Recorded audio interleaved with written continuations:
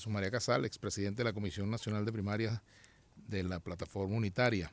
Y bueno, muchos temas todavía que quedan por abordar, algunos cuantos los hemos abordado superficialmente, pero hay un asunto y tiene que ver con los llamados costos de salida del gobierno, que es una parte en una negociación que es muy importante.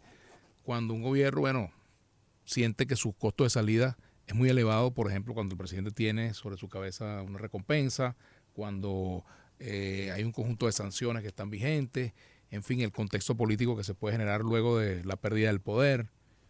Todas son cosas que tienen que estar ponderadas a la hora de un proceso de negociación, ¿no? Sí, y efectivamente, pues allí creo que lo fundamental, conectándolo con lo que antes decíamos, es la negociación, que se retomen los procesos de negociación, que pues se trabaje también en ese escenario postelectoral, ese escenario de garantías democráticas postelectorales para todas las partes. No veo la solución tanto en plantear, digamos, en un primer plano, en un primer momento, amnistías, ¿no? O temas de inmunidad parlamentaria, ¿no? No lo veo tanto por allí, sino el tema de los espacios de influencia y la propia Constitución, que en su momento también desde el propio ojo, digamos, opositor, hace unos años que se planteaban escenarios como de cierta participación del gobierno, cierto acceso al poder. Bueno, se hablaba del Consejo de Estado, del Consejo Federal de Gobierno, como instituciones donde puede haber espacios de participación de distintas corrientes. Bueno, esto se puede rescatar y al mismo tiempo considerar pues también todos los escenarios de lo que puede ser el 28 de julio y cualquiera que este sea, garantizar espacios de participación para quienes no salgan favorecidos en esa elección y construir sobre todo un marco institucional donde no percibamos que todo se juega en la elección presidencial, porque es un tema también del presidencialismo, ¿no? Esa tradición de presidencialismo también ligado al deterioro de la institucionalidad. Entonces, en la medida en que hay instituciones sólidas, estos días recordaba el caso, por ejemplo, en Colombia, cuando el entonces presidente Uribe quiso aspirar a una segunda reelección y la Corte Constitucional le dijo, mire, no se puede porque atenta contra la alternancia, el pluralismo. Bueno, él simplemente declaró, bueno, hay una decisión judicial, no tengo nada que decir. Listo. Y pasaron la página y ya. Entonces, en la medida en que hay instituciones de control que están ejerciendo sus funciones, que los derechos están protegidos, porque lo esencial es tener los derechos protegidos frente a cualquier abuso gubernamental o de particulares, que estén protegidos los derechos humanos y que existan garantías para esa defensa y que eso sea un objetivo prioritario de todos, respetar los derechos humanos. Bueno, en esa medida puede cambiar el gobierno y no te juegas la vida, pues. No hay esa sensación de que, bueno, un cambio de gobierno depende que mis hijos vuelvan o no. Tanta gente que dice, de lo que pasa el 28 depende que yo me quede en Venezuela o no. Mucha gente lo está Claro, diciendo. ¿no? Y las encuestas lo muestran. Entonces, eso no debería pasar, sino que tú tengas un marco pues institucional también de conversaciones que deben darse sobre las políticas económicas. Un tema que conversaba estos días con un colega economista, por ejemplo, el del acceso a la información. Ese es otro tema muy importante. Para poder llegar a decisiones que se tomen en conjunto, a la concertación de ciertas políticas, tiene que haber acceso equitativo a la información. Es decir, que existe información pública confiable sobre, bueno, temas del Banco Central de Venezuela, Así de las es. reservas, La deuda, la situación la ejecución presupuestaria, qué sé ejecución yo. presupuestaria, situación sanitaria, sector educativo, o sea, tantos elementos donde ha habido dificultades de acceso a la información. Bueno, tiene que colocarse todo eso en la mesa para que a partir de allí se puedan concertar soluciones a los temas más urgentes. Y entonces sí, el tema de, pienso que los costos de salida, bueno, esos temas hay que plantearlos en los términos de negociación, incluirlo allí, de forma que evidentemente se respete la voluntad que exprese el electorado el 28 de julio. Si esa voluntad es de un cambio de gobierno, pues evidentemente que eso sea respetado, y al mismo tiempo que ese, como es un hecho democrático, es un hecho que debe incluir a todos en las posibilidades de solución. Al día de hoy, este proceso electoral, tal y como va, cumple con los requisitos mínimos para ser reconocido internacionalmente.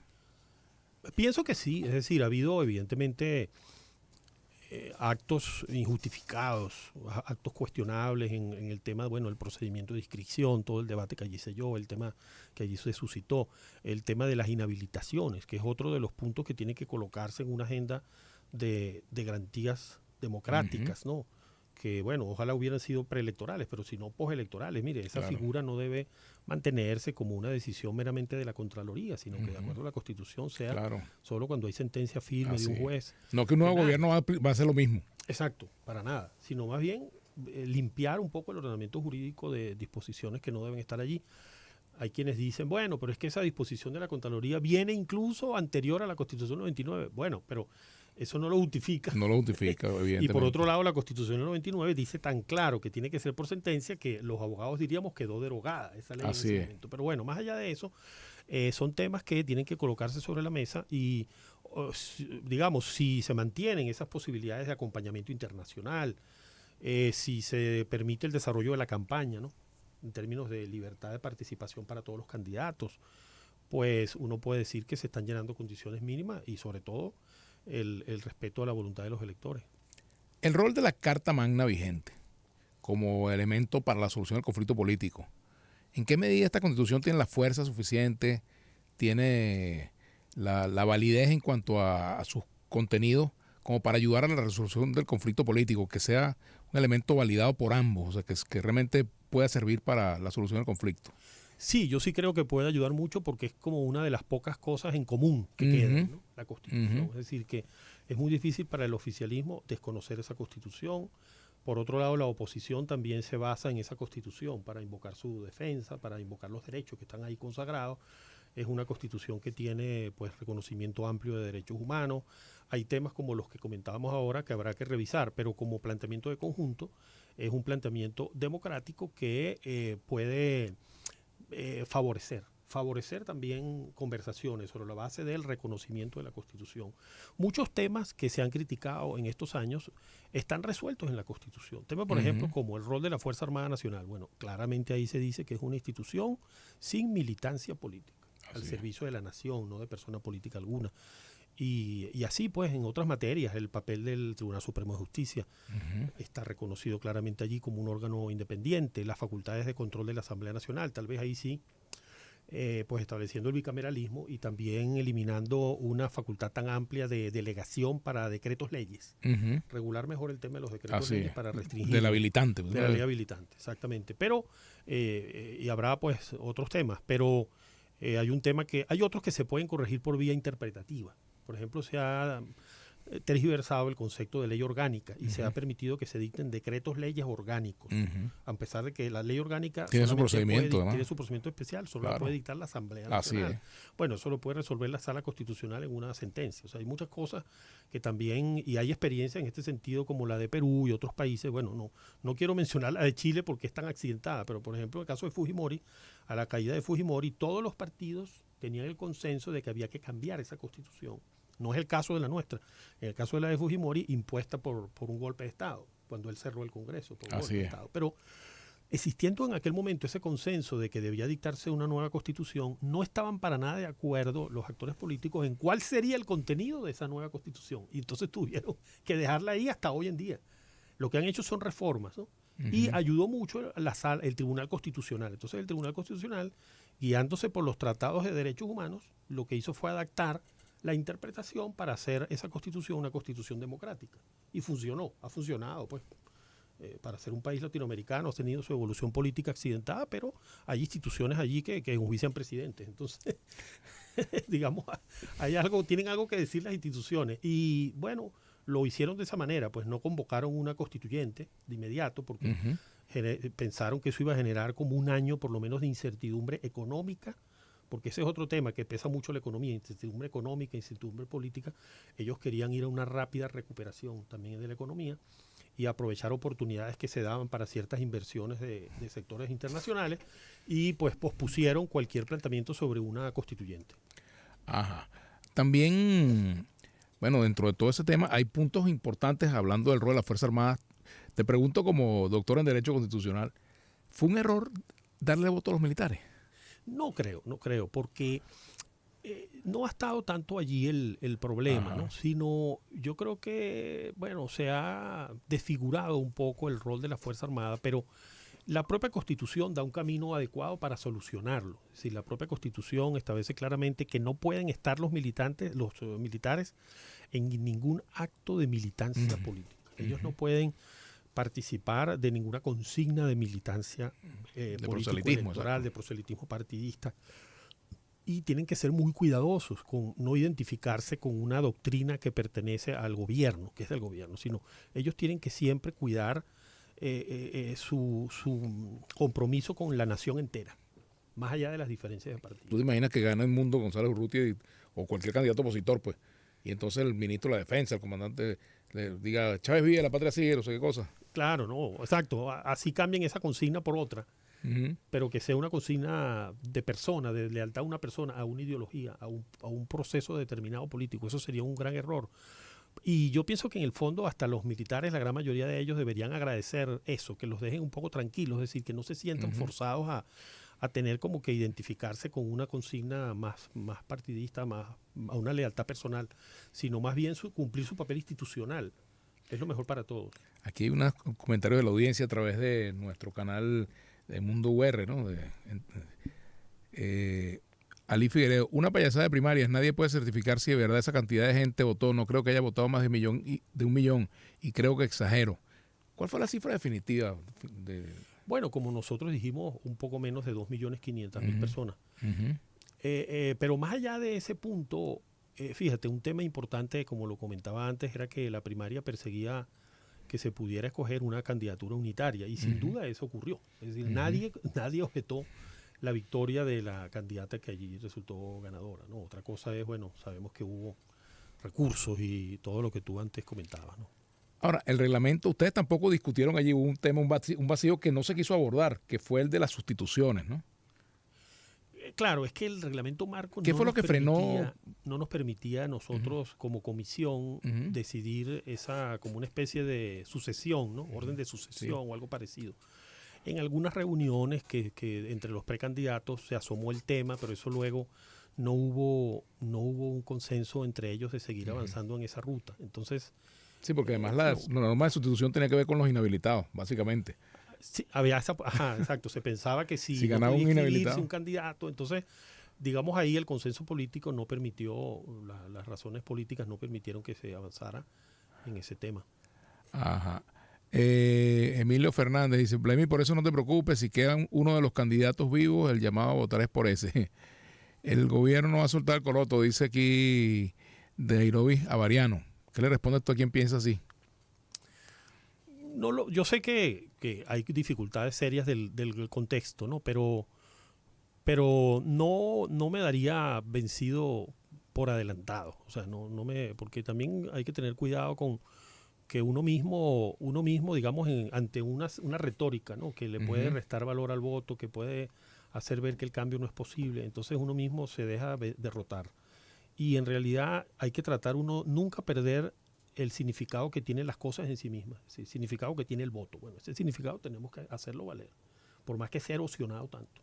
Pero por más que sea erosionado tanto, el voto es un instrumento donde el ciudadano puede mantener gobierno o puede cambiar gobiernos, puede cambiar políticas y que eso pues nos motive a seguir adelante, a estar presentes el día de la elección en nuestros centros, a que los partidos políticos designen sus testigos, a que se realicen las auditorías, todas las etapas que deben cumplirse para realizar una elección limpia.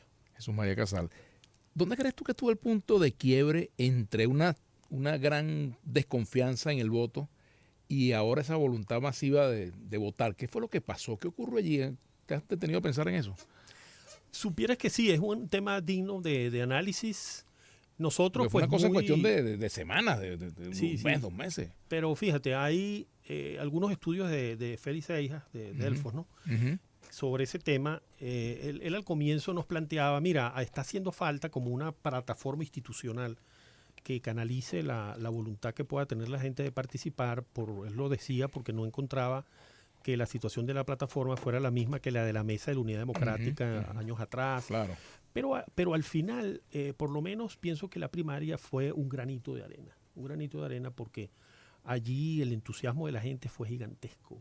Eso, mira, y todas las personas que estaban en Venezuela, por supuesto en el exterior también la capacidad de organización fue algo extraordinario, pero todos los que estuvieron en Venezuela vieron la participación, el entusiasmo de los electores por concurrir ese día. Y pienso que eso contribuyó. Seguramente hay otros factores, ¿no? Pero eso contribuyó y de alguna manera también la forma en que fue conducida la primaria, sin que nosotros lo hayamos declarado así explícitamente, pero fue abriendo también un camino electoral. ¿A qué me refiero? Bueno, nosotros cuando teníamos que pedir actualización del registro electoral fuimos a donde teníamos que ir, nosotros dejamos de lado la diatriba política, que si reconoce o no reconoce, porque todavía en aquel momento la plataforma unitaria no había reconocido ni a esa asamblea ni a ese Consejo Nacional Electoral. No se había dado ese hecho. Eso es un puente que nosotros cruzamos.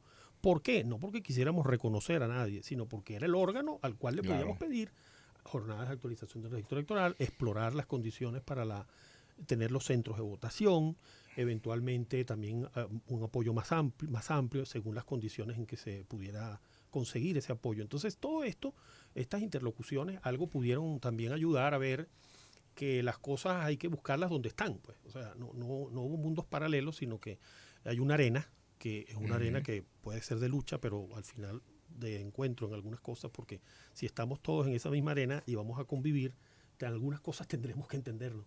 Entonces, pero seguramente también el liderazgo político, ¿no? El liderazgo político que participó en las primarias, porque eso permitió que muchos líderes políticos recorrieran todo el país. No veamos solo lo que fue el resultado, que favoreció de una manera tan apabullante, digamos, a una candidata, sino que más allá de eso, antes hay un proceso donde todos los candidatos estaban recorriendo el país y motivando a la gente, indistintamente de que después no votaran por ellos, porque pudo haber ocurrido que muchos de estos candidatos pues acudían a sus concentraciones, muchas personas que luego tal vez no votaron por ellos, pero estaban animados a recuperar el camino de participación. La ruta electoral, exactamente. Por aquí dice César González, lo que hay que es hacer política de altura. Es evidente que el trabajador, es evidente que el trabajador venezolano ha sido el más agraviado en esta crisis política de los últimos 10 años, con salarios miserables y bonificados.